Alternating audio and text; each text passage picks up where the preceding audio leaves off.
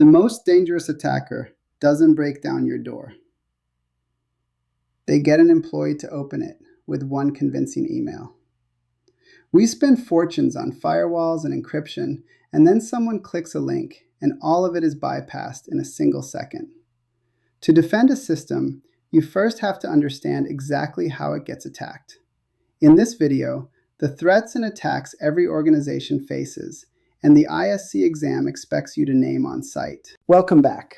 All this series, we've been building defenses, controls, frameworks, backups, disaster recovery.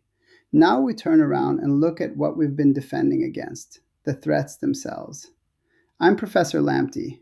Here's the plan: the difference between a threat, a vulnerability, and a risk, who actually attacks and why, and the major families of attack: malware, social engineering, network attacks, and application attacks, all aimed at one company, ours. Start with the words the exam is careful to separate. Write these down. A vulnerability is a weakness, a flaw that could be taken advantage of. A threat is a potential danger that could exploit that weakness.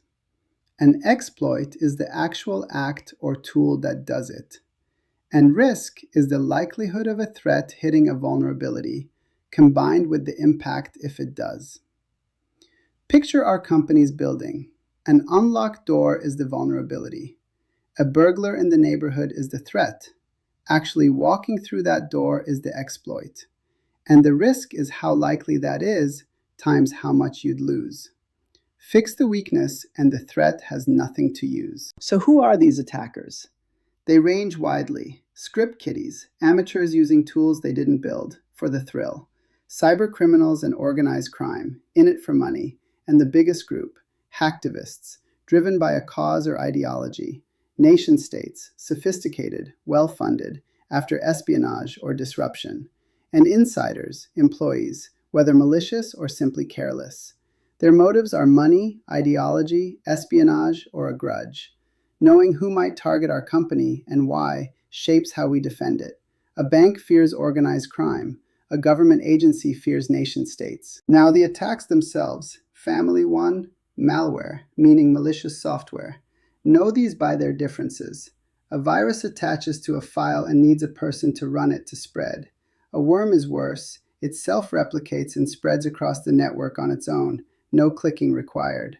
A Trojan disguises itself as something legitimate, so you install it yourself.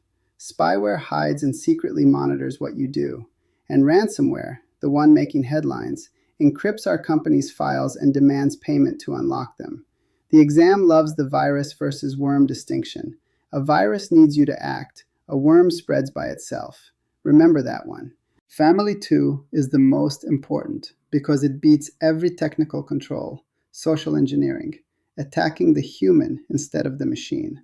Phishing is the classic, a mass email pretending to be someone trusted, hoping you click or hand over a password. Spear phishing narrows it to one specific person with personalized detail. Whaling targets the executives. Pretexting invents a believable story. This is IT, I need your password. And baiting leaves a tempting trap, like a loaded USB drive in the parking lot. Here's why this family matters most.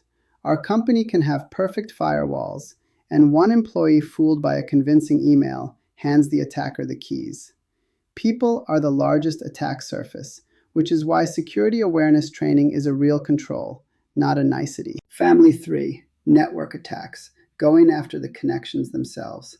A denial of service attack floods a system with so much traffic that it collapses and can't serve real users. Scale it up to thousands of machines at once, and it's a distributed denial of service, a DDoS, which can take our company's website completely offline. And a man-in-the-middle attack secretly sits between two parties, intercepting or altering their communication as it passes. Notice the target.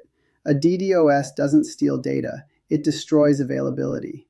Different attacks aim at different things, which is exactly where we're headed. Family 4, attacks on the applications and the credentials. SQL injection slips malicious commands into an input field, like a login box, to trick our company's database into handing over data it shouldn't. Cross-site scripting, or XSS, injects malicious code into a trusted website to attack its visitors. A brute force attack simply tries password after password until one works. And a 0-day exploits a brand new flaw the vendor hasn't patched yet. No defense exists. These connect straight back to earlier videos. Strong application controls and input validation are exactly what stop ASQL injection at the door. Two last pieces. First, don't forget the insider, an employee who steals data on the way out or simply clicks the wrong link. Insiders are dangerous because they're already inside the walls. And second, step back and see what all of these attacks are really aiming at. Three things. The CIA triad. Confidentiality, keeping data secret, stolen by data theft and spyware. Integrity, keeping data accurate and untampered, hit by fraud and manipulation. And availability, keeping systems up, knocked out by ransomware and DDoS. Every thread in this video is an attack on one of those three. That's the lens that ties it all together. For the exam, lock in three things. 1. Keep the terms straight. A vulnerability is the weakness, a threat is the danger, and risk is likelihood times impact. 2. Know the major attack types on site. Malware and the virus versus worm difference.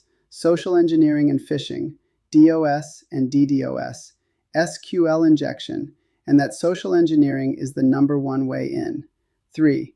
Every attack targets the CIA triad: confidentiality, integrity, or availability. Get those, and you can look at any incident and instantly classify it. What was the weakness? What type of attack? And which part of the CIA triad did it hit? That's how a professional thinks about security. 60-second recap. A vulnerability is a weakness. A threat is the danger that exploits it. And risk is likelihood times impact. Attacks come in families. Malware like viruses, worms, and ransomware. Social engineering like phishing, the top vector. Network attacks like DOS and DDoS. And application attacks like SQL injection. And every one of them targets the CIA triad: confidentiality, integrity, or availability. Now here's your call to action.